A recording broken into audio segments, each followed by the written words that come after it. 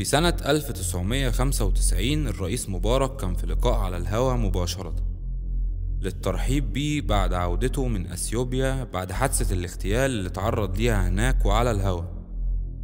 اجتمع وقتها كبار العلماء ومشايخ الأزهر لتحية واستقبال مبارك في لقاء اتذاع على الهوا، وكان على رأسها فضيلة الشيخ الشعراوي.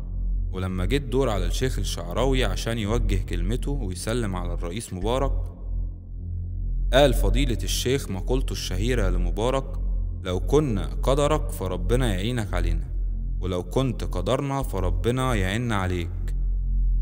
مش بس كده، قام الشيخ الشعراوي عمل حركة جريئة بعفوية، بس للأسف رجالة الحرس ترجموها بطريقة غلط وقالوا له: لولا مكانتك يا فضيلة الشيخ احنا ممكن كنا نضربك بالرصاص.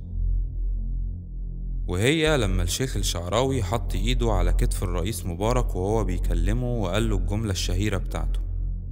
وبعد ما انفض اللقاء وخرج الشيخ الشعراوي، قام زكريا عزمي وراه بسرعة وقال له: ما يصحش اللي انت عملته ده مع الرئيس، انت اتجننت ولا ايه فضيلتك؟ لولا مكانتك يا عم الشيخ كان زمان رجالة الحرس صفوك بالرصاص.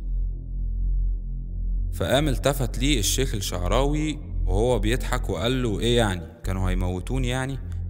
فقال له زكريا عزمي: حركة زي انك تحط ايدك على كتف الرئيس يا شيخ دي كبيرة قوي، كان لازم تظبط افعالك شوية، انت بتتكلم مع رئيس الجمهورية برضو. وكانت لهجة زكريا عزمي شديدة شوية وزعلت الشيخ الشعراوي.